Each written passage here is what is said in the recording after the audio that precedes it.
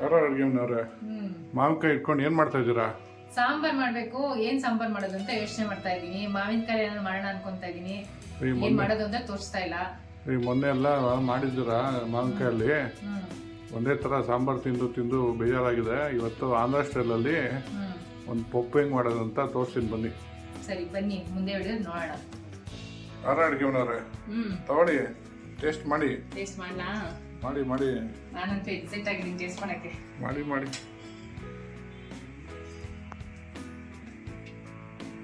ಬಿಸಿ ಇರುತ್ತೆ, ನೋಡ್ಕೊಂತೀನಿ. ಬಿಸಿ ಹೊಗೆ ಬರ್ತಾ ಇದೆ ನೋಡಿ. ಸೂಪರ್ ಆಗಿದೆ, ಸೂಪರ್ ಆಗಿದೆ ಟೇಸ್ಟ್ ಮಾತ್ರ. ಬೇಳೆ ಸಾರು ತರಕಾರಿ ಸಾಂಬಾರು ತಿಂದಿರೋ ಬೇಜಾರಾಗಿರೋರು ಮಸ್ಟ್ ಟ್ರೈ ರೆಸಿಪಿ. ಖಂಡಿತ ಮಿಸ್ ಮಾಡಬೇಡಿ, ಟ್ರೈ ಮಾಡಿ, ತುಂಬಾ ಚೆನ್ನಾಗಿರುತ್ತೆ. ಒಂದು ಪಾತ್ರೆ ತಗೊಂಡು ಸ್ವಲ್ಪ ಎಣ್ಣೆ ಹಾಕೊತಾ ಇದ್ದೀನಿ ಒಗ್ಗರಣೆಗೆ.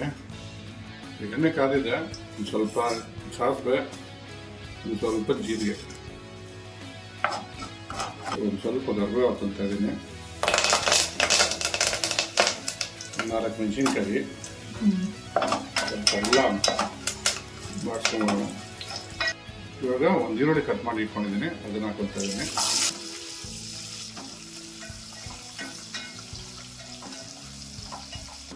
ನೋಡಿ, ಈರುಳ್ಳಿ ಸ್ವಲ್ಪ ಬಾಡ್ತದಂಗೆ ಒಂದು 1/4 kg ಬದನೆಕಾಯಿ ಕಟ್ ಮಾಡಿ ಇಟ್ಕೊಂಡಿದ್ದೀನಿ, ಅದನ್ನು ಹಾಕೊತಾ ಇದ್ದೀನಿ.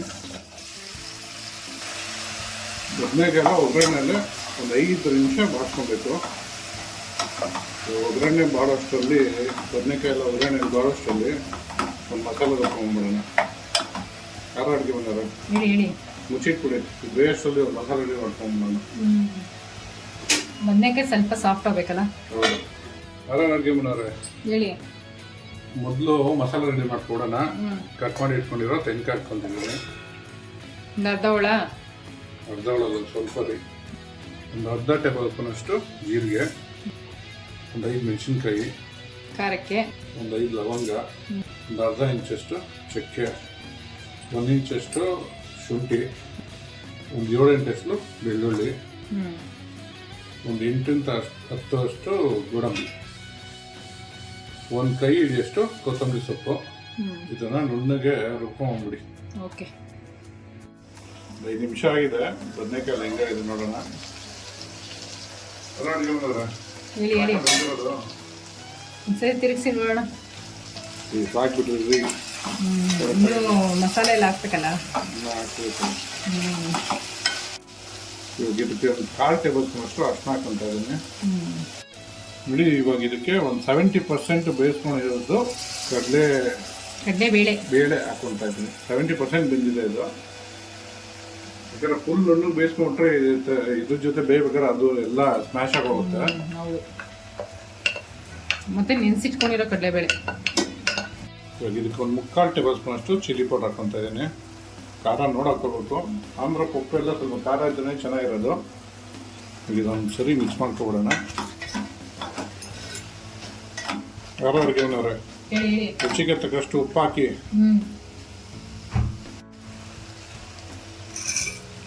ಕಲ್ಲುಪ್ಪು ಹಾಕೊಂತ ಇದ್ದೀರಾ.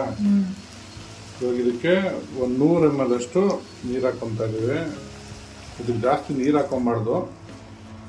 ಪಪ್ಪು ಯಾವತ್ತೂ ಸ್ವಲ್ಪ ಗಟ್ಟಿ ಇರಬೇಕು. ಆದಷ್ಟು ಪಪ್ಪು ಅಂದರೆ ಸ್ವಲ್ಪ ಗಟ್ಟಿ ಇರಬೇಕು. ತುಂಬ ಗಟ್ಟಿನೂ ಇರಬಾರ್ದು, ತುಂಬ ತೆಳುನೂ ಇರಬಾರ್ದು.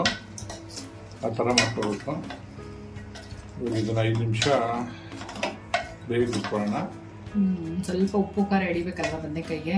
ಹೌದು. ಮುಚ್ಬಿಡೋಣ. ಮುಚ್ಬಿಡಿ. 5 ನಿಮಿಷ ಆಗಿದೆ.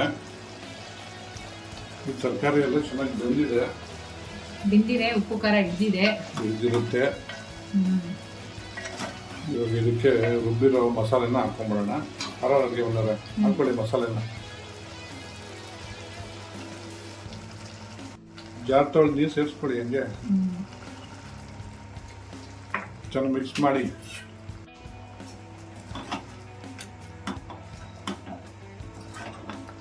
ಗಟ್ಟಿ ಆಯ್ತು ಅನ್ಸ್ತಲ್ವಾ?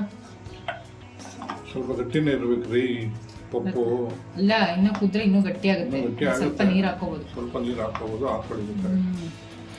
ಈಗ ಬೇಳೆ ಬೇಯಿಸಿರೋ ನೀರು ಇದೆಯಲ್ಲ, ತೊಗರಿ ಬೇಳೆ ಬೇಯಿಸಿರೋ ನೀರು, ಅದನ್ನ ಘಮ ಘಮ ಅಂತ ಇದೆ. ಇನ್ನೂ ಕುದ್ದೇ ಇಲ್ಲ.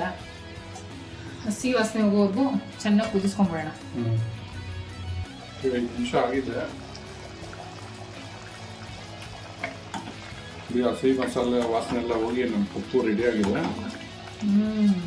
ಘಮ ಘಮ ಅಂತ ಇದೆ. ಘಮ ಅಂತಾರೆ ಮಸಾಲೆ. ಯಾರು ಅಡುಗೆ ಮಾಡೋರು ಫಿನಿಶಿಂಗ್ ಕೊಡಿ. ಕೊತ್ತಂಬರಿ ಇಲ್ಲಾಂದ್ರೆ ಫಿನಿಶಿಂಗೇ ಆಗಲ್ಲ. ನೋಡಿ ನಮ್ಮ ಆಂಧ್ರ ಸ್ಟೈಲು ವೆಂಕಾಯಿ ಸಗ ಪಪ್ಪು ರೆಡಿ ಆಗಿದೆ. ವಂಕಾಯಿನೇ ಬದನೆಕಾಯಿ ವಂಕಾಯಿ ಅಂತಾರೆ ತೆಲುಗಲ್ಲಿ. ರೆಡಿ ಆಗಿದೆ. ಇವಾಗ ಸ್ಟವ್ ಆಫ್ ಮಾಡ್ಕೊಬಿಡೋಣ. ಆಂಧ್ರ ಸ್ಟೈಲ್ ವಂಕಾಯಿ ಸೊಗೆ ಪಪ್ಪು ರೆಡಿ ಆಗಿದೆ. ಟ್ರೈ ಮಾಡಿಬಿಟ್ಟು ಹೇಗಿತ್ತು ಅಂತ ಕಮೆಂಟ್ ಬಾಕ್ಸ್ ಅಲ್ಲಿ ತಿಳಿಸಿ. Thanks for watching our video.